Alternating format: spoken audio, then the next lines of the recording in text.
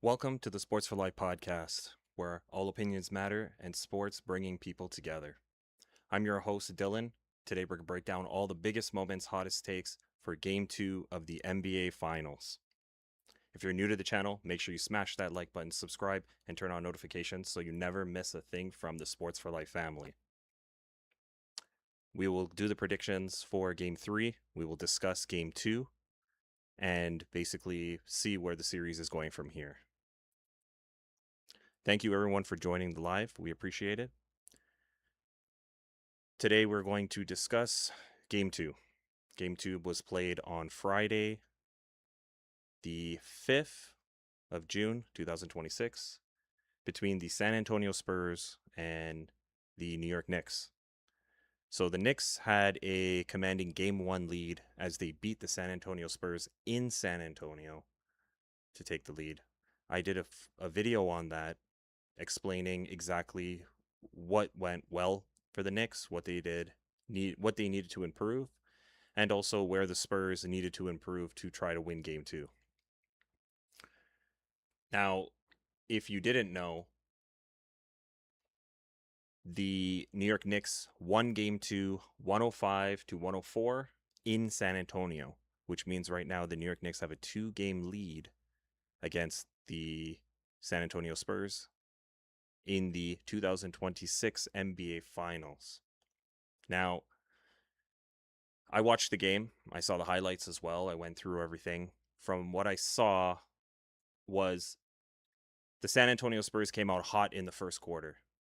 They were moving the ball. They were attacking the basket at will, passing up open shots, driving, kicking the ball to their teammates, driving the ball to score, and they were scoring.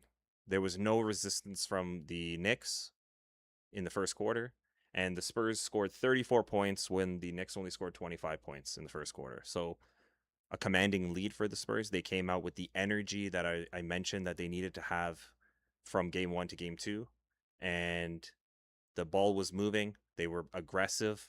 They weren't settling. They knew that shots weren't going down in the first game, and that's pretty much what cost them that game. And in the second game, Game 2, they were making better decisions early on. Instead of trying to shoot the jump shots, drive, attack the basket, take the contact, score, get the foul, get the Knicks in foul trouble, and get to the free throw line. So that's what I saw. The Knicks were trying to match the energy, but it wasn't quite there. And the Spurs were in control. Now, in the second quarter, that's when things started to shift. So, in the second quarter, the New York Knicks outscored the San Antonio Spurs 31-18. So, that's a big shift there. The Knicks came out hot and they started being aggressive, going to the basket.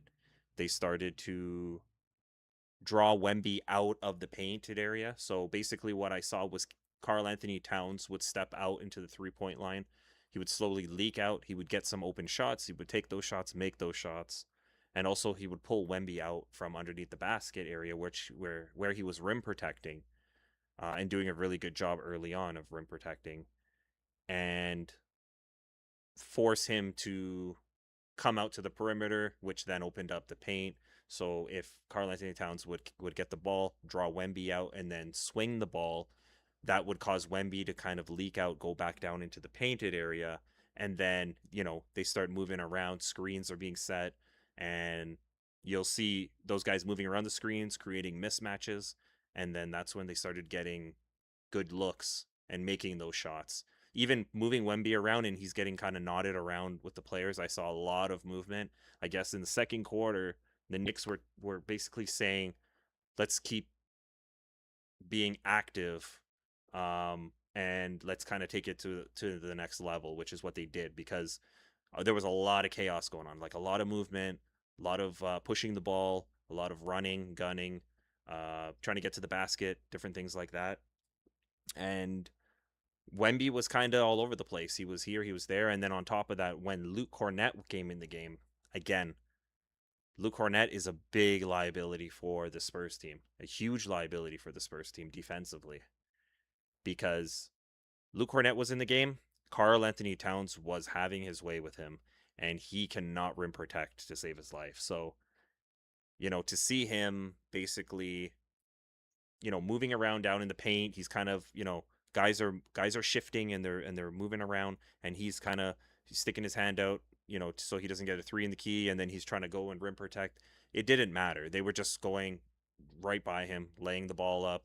They were just going right into him, bumping him around, pushing him around, Brunson, everyone else. Um, and it's a huge liability for them in the paint. So that's when the tempo started to get increased for the Knicks, and they started to push the ball and really create a little bit of issues for the San Antonio Spurs defense. Now, the game was close at the halftime. Um, and the Spurs. So basically, in the third quarter, the New York Knicks outscored the Spurs 28-23. So again, back-to-back quarters where the Knicks scored more points than the Spurs to basically take the lead at that point. And they were up by a good amount. Now, in that quarter, again, the Spurs didn't really shoot the ball well. They didn't really put up too much points. They put up 23 points. And the New York Knicks scored 28 points. So again, they knew the formula. They came out of halftime, I guess. They were focused. They knew what they needed to do. They saw the success of the second quarter, came out and continued to push the ball, continued to increase the tempo, and keep the Spurs reeling. Now, coming to the last quarter, the fourth quarter is where the Spurs outscored the Knicks 29-21. However, the game ended basically, the game was decided in the last minute of the quarter. So if you didn't watch it, Wemby scored, got fouled, scored an N1, and put them up by 2.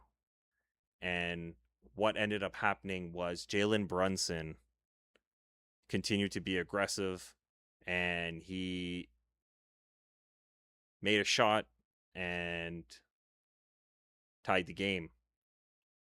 And then what ended up happening was the game was decided, unfortunately, by Wemby taking the ball out of the out of bounds area into the inbounds. And then what ended up happening was he threw the ball. I believe it was I think it was Castle he threw it to.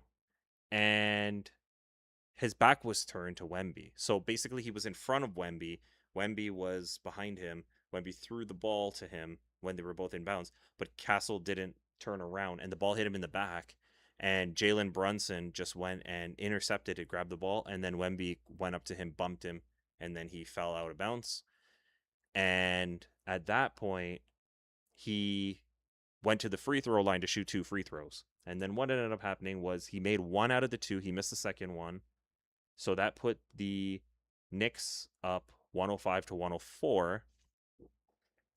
And the Spurs got the rebound off the missed free throw. And what happened is he went and they called a timeout, and then Wemby had the last shot. He had a good look. He was against sorry, what's his name? He was against Mitchell Robinson, basically right outside the key area. He took a step in, stepped up, took the shot. He tried to, I don't know if he got hit, but he fell down, and then what ended up happening was the shot basically hit the inner part of the rim, bounced up and came out, and then the game was over.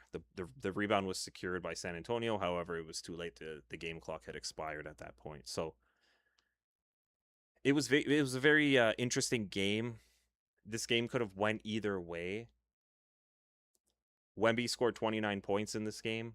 Jalen Brunson scored 20 points. Again, not a good shooting day for Jalen Brunson. He had a very bad shooting day. He was 7 for 25 from the floor, 2 for 8 from 3. He was 4 for 5 from the free throw line. So overall, his shooting percentages were not good at all.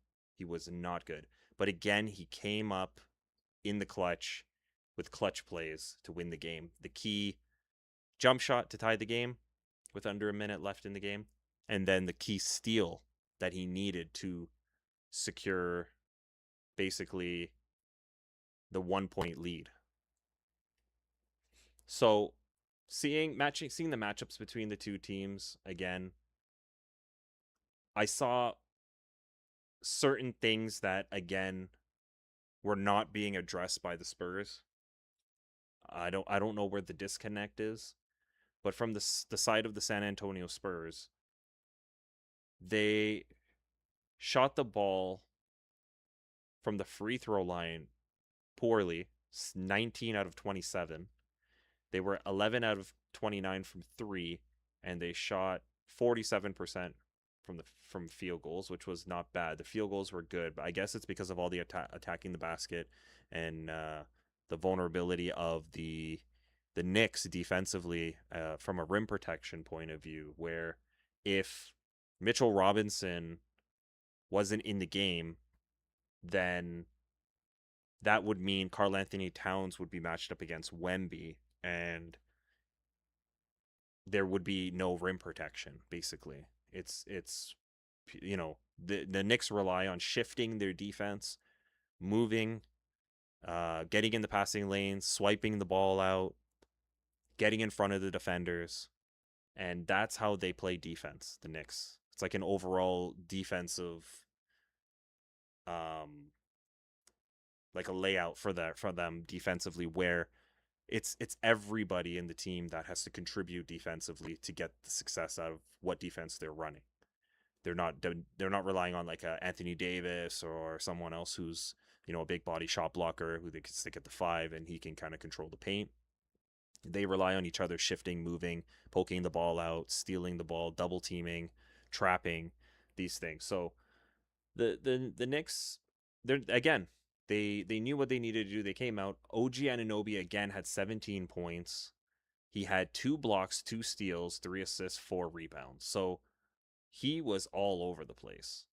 He was absolutely all over the place. Josh Hart had 6 rebounds. Mikal Bridges had 6 rebounds. Jalen Brunson had 5 rebounds. OG had 4 rebounds. Karl Anthony Towns had 13 rebounds. So, they were really contributing as a team, and that's something that when you see teams that are built that way, where they are all contributing to different aspects of the game in regards to what they need to do to accomplish getting a win, they were doing it. They were bullying Wembenyama in this game, and I saw Karl Anthony Towns drive it on him and dunk it on him. I saw OG Anunoby drive on him and dunk on him. Um, and they really, they really took it to Wemby in the paint. So, in my earlier video for game 1, I was saying that Wemby needs to be more of a presence in the paint. He was.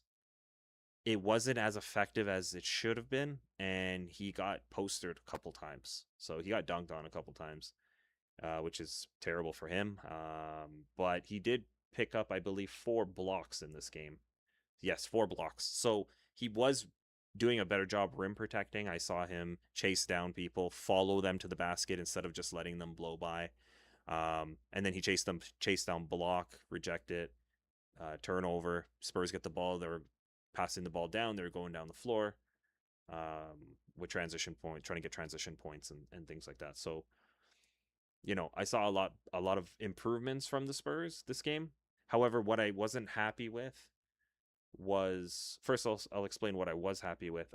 So again, choosing to be aggressive, choosing to go to the basket instead of settling for the jump shots was a good idea.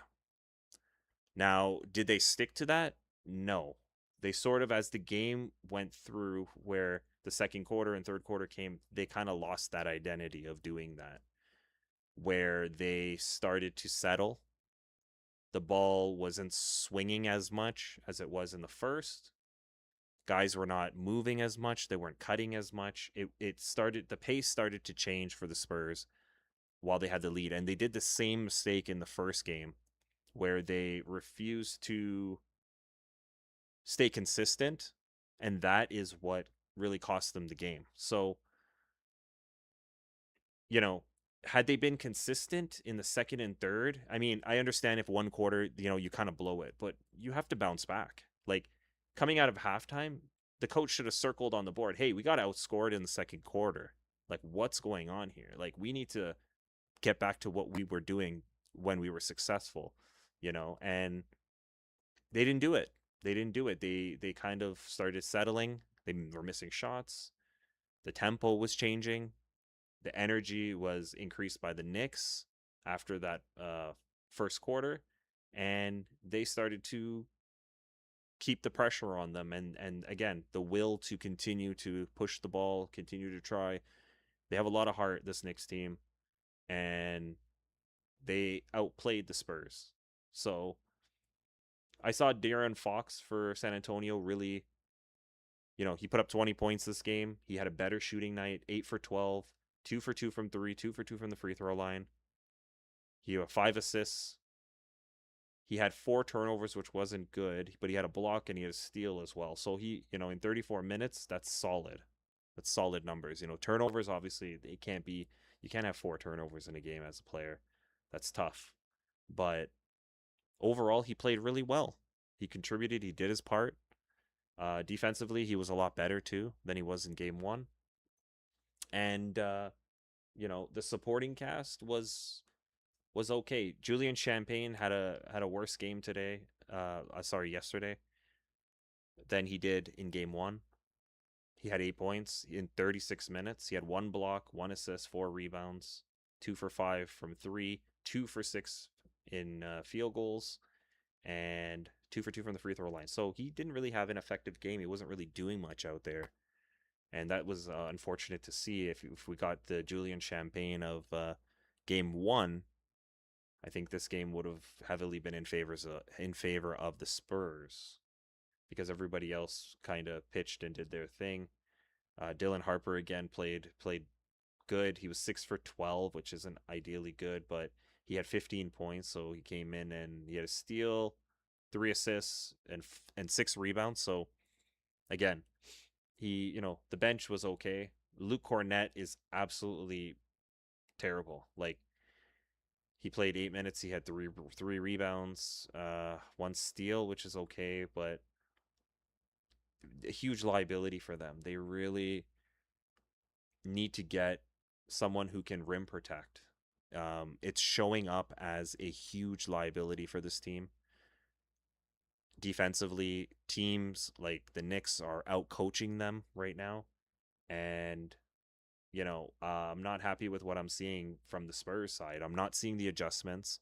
I'm not on in a timely manner at least, where the game starts swinging momentum, which is what exactly happened in this game. They failed to make the adjustments. The momentum shifted, and again, they allowed the Knicks to come back again. So this is the second game in a row they allowed the Knicks to come back and basically control the fourth quarter to the point where they won the game. And when you do things like that, you don't win in the NBA. You don't win. You have to execute in the fourth quarter is where you put all your cards on the table and you have to execute.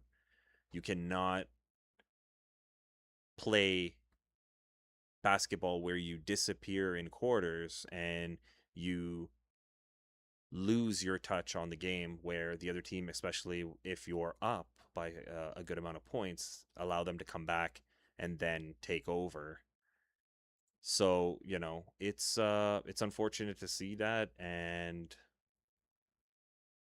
the Knicks deserve it. The Knicks really deserve it. I know this game was a nail biter. It could have really went any way. I mean, one shot, if Wemby had knocked that shot down, they would have won the game. So I'm not gonna bash them for it. I think that they needed to win the game. Unfortunately, they did not, and now their back is against the wall. The Spurs really need to win game 3. If they go down 3-0, the series is over. So, now they're going to go into enemy territory. The Knicks home arena is going to be rocking, and the Knicks have wiggle room for error. Obviously, the game 1 and game 2, they were playing with their backs against the wall. However, they won. They weren't playing their best basketball. They won. They pulled through the win, which is exactly what, in sports you need to do sometimes. Sometimes in the NFL, you win 3-0. It's a win. You grinded it out. You grinded out the time. You're up 3-0. You maintain that. You win the game. It counts as a W. And in this case, the New York Knicks made the plays they needed to make when they needed to make it. Like, had Brunson not tipped the ball away and then, you know, uh, take the ball and then go and get fouled, go to the line and do what he did, you're looking at a very different game here. You're looking at the Spurs having the ball with the game tied, going down to the wire to score, to take either a 2 or 3 point lead or even a 1 point lead if he got fouled and then went to the free throw line. And now the Knicks have to make the play to win the game. So, would they have done so if it was the other way around? I do think so. I do think the Knicks have the formula and they are highly likely to make the game winning play if need be over the Spurs, because the San Antonio Spurs are lacking the consistency that they need to win. And that's where the Knicks are a little bit gutsy, where they don't care. They're putting it on the floor. They keep being resilient. They don't want to let up. The motor is high on that team. They're riding this huge win streak in the playoffs, and they continue to pull wins out and win the games, even if they're down 15, 16 points, even if, the game's not going their way. They're resilient. What a resilient bunch. And to be honest, at this point, the Knicks do, if they continue to play with this energy and continue to play the way they're playing, they do deserve to win the championship. And as of right now, it's looking like, matchup wise, they understand what they need to do. They know what the formula is for them to execute to win. And they're showing that. Even in a gritty game like this, a 1 point game, they still managed to pull it out and win. And it could have easily gone the other way. So, for all the people that really said that this New York Knicks team, they finished the third seed and this and that. It's all about momentum, and going from where they finished in the regular season all the way to where they are now. They have a lot of momentum, and that momentum is all you need to win a championship. Um, so the Spurs, they don't look like they're playing for a title right now. They don't look like they are trying to win the NBA championship right now. Again, this game was better than game one, but it just wasn't enough. And again, there's lapses in here where I saw them fall into the traps that they did in game one. And for example, at times standing around and just watching people isolate one on one with your players, getting late to your defensive assignment. I saw players drifting, to the 3 point line. I saw players drifting away from them, getting caught up in whatever was going on. The ball gets swung around, wide open. They're watching like this, or they kind of run over and just kind of, put their hand up. And by then it's too late. The shot's up, shot goes down. And those are the plays that you can't afford to make when you're at this level. Like, you're in the NBA finals. Your defense, you guys got to be rotating. You guys got to be active. The motor has to be there. It's not just about offense. You have to play defense to win. And that's where the Spurs, I don't know if it's a coaching thing. I don't know if the players are just tired or they don't want to rotate and they don't want to do, their whatever their assignments are. But it's showing me that the energy isn't there. The light is on, no one is home. And with the Knicks, they're doing sort of the same things at times when they go down. They the energy is not there at times, and they just allow the Spurs to kind of grab those offensive rebounds on them, put it back up and score. And both teams are kind of in the same boat, but the Knicks, they have this motor to them where they don't give up and they continue to drive, continue to play, continue to put the ball in the right people's hands. Whoever's getting hot, they find ways to get them back the ball. In one quarter, you'll see one guy score 10 or 12 points. And you start to see things like that happening where, guys who are hot are getting the ball and they're somehow moving people around on the offensive side. They're moving the defense around, shifting the guys around so they can get those guys those looks. So again, there's that unselfish play from the Knicks where they will continue to move the ball. You'll see the ball swing from the left side all the way to the key, around to the right side, and then back inside and back outside, drawing the defense, kick it out. And you're just seeing it like a masterpiece at hand where they are just doing everything they can to try to win and continue to, you know, go from there. So, that's my recap of the game based on what I saw. I saw again from the Knicks side, OG Anunoby, Karl Anthony Towns, Bridges this time had a good game with 20 points. He was hot. 4 for 6 from 3, 8 for 13 from the floor. Jalen Brunson had 20 points as well. So the big three did their thing again for the second game in a row. Victor Wembanyama had 29 points. Didn't really have a good shooting night. De'Aaron Fox had a great night, and everyone else was kind of not so good, to be honest. Champagne was 2 of 6 from field goal. Two of 6. Yeah, I said De'Aaron Fox. Devin Vassell was 4 of 9.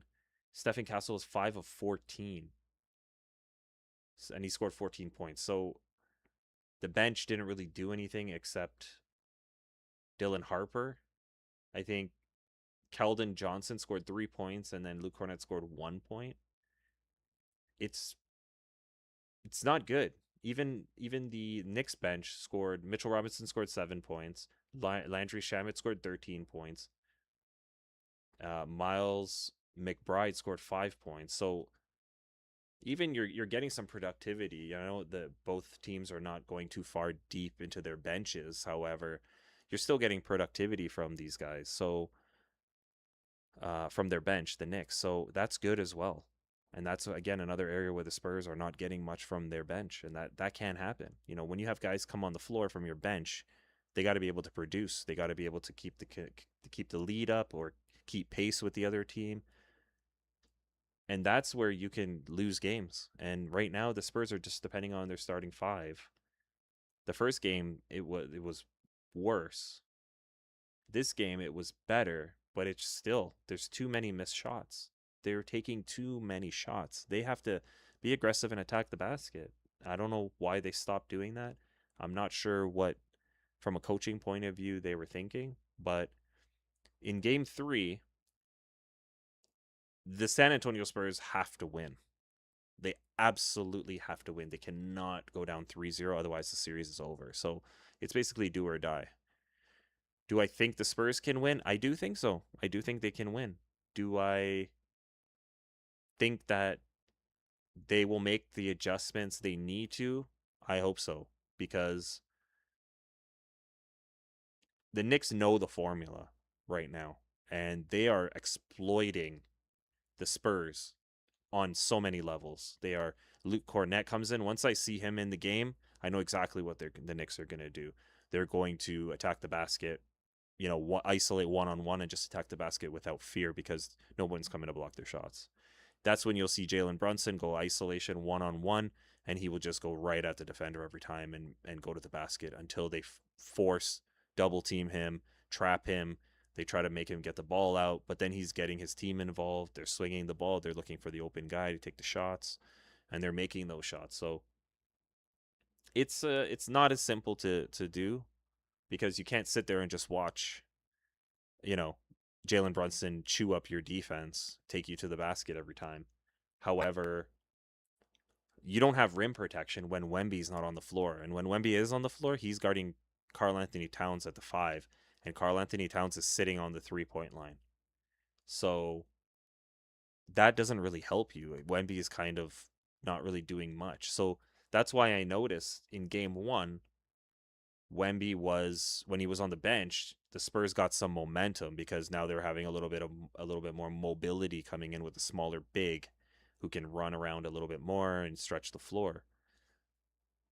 Whereas Wemby, he's big, he's tall, but he's not that fast.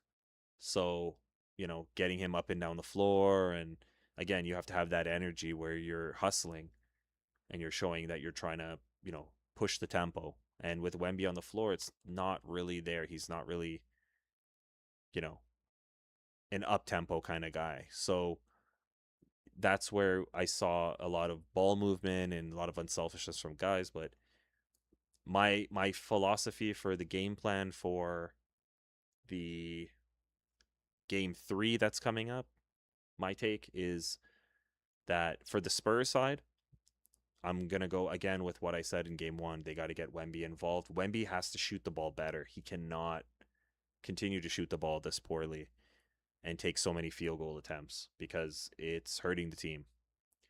He failed to get 10 rebounds. Karl Anthony Towns had 13. And they can't settle. The Spurs got it. The formula is there. Karl Anthony Towns is the center. He's not going to block anybody's shot. You got to take it to him, take it to the basket.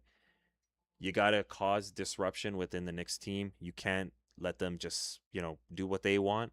You have to get some guys in foul trouble, force the hand where the coach is going to have to start making adjustments, shifting guys around, bringing in some of the bench players and kind of erupting that starting lineup because as I said before, the starting lineup for the Knicks, they're absolutely loaded from top to bottom. Their guys can do almost anything. Um, and anybody can get hot. For example, Mikal Bridges, who was a nobody in game 1, scored 20 points, 8 out of 13 from field goal, and 4 out of 6 from 3. And he also had 6 rebounds and 6 assists, 1 steal. So, Josh Hart wasn't too effective. He didn't really do too much. However, he had a block, he had a steal, he had 4 assists and 6 rebounds. So he was doing a lot of the intangible things, basically. Whatever else other than scoring or anything like that. So, um, you know, that's what you got to do. The Spurs got to make the Knicks make the adjustments, make the Knicks uncomfortable. And by making the Knicks uncomfortable, you put guys in foul trouble, change up their minutes. The coach will think twice about putting them out there on the floor because you can't run your rotations and your lineups properly when that happens. So yeah, and OG Anunoby, the sleeper of the Knicks, he's the guy who's really making a difference.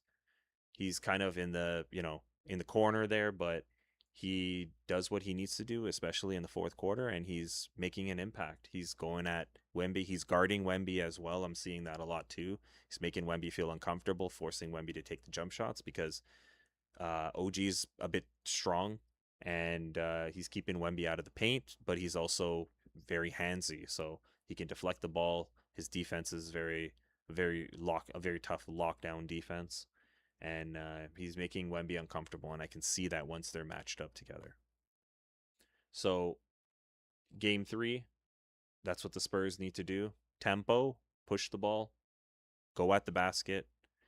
Don't settle for shots unless you get an open or good look. Take it. If you don't have that, attack the basket. Force the Knicks to make plays against you defensively. Where when they're rotating and they're moving around, the Knicks are solid, but in transition, they're a very bad defensive team in transition. So, you just go at them because they're a little bit undersized. Go at them. From the Knicks' point of view, what the Knicks need to do to win, they know the formula. They know the formula. When Wemby's on the floor, keep him out of the paint, draw him out, rely on your team rebounding skills to bring in rebounds over the Spurs, which you have the size advantage over the Spurs. And, you know, play team basketball. And that's passing the ball around, shifting the ball, side to side, transition points, forcing the Spurs to settle for those jump shots, keeping your guys shifting on defense, keeping the energy up. So, that's the keys to the success for the Knicks. They know what they need to do. The coaching staff, it does know what they need to do to get the wins against Spurs. They are giving Wemby a hard time, and when Wemby is out of sync, everyone else is out of sync. And that's what I'm seeing so far. No one's stepping up to really take control. And I would like to see in game 3, if Wemby starts struggling or he's having any issues, De'Aaron Fox needs to take over the game from his side. He needs to get hot. He needs to attack the basket. He needs to be active. They need to feed him the ball. They need to get him good looks, and they need to let him go to work. Because if they don't, they're in big trouble. My prediction for game 3, I think the Knicks might pull it out because they're going to be at home. I think that they might take a 3-0 lead. The Spurs, again, it's do or die for them. They have to win. If they lose game 3, the series is absolutely over. There's no way they're winning the series.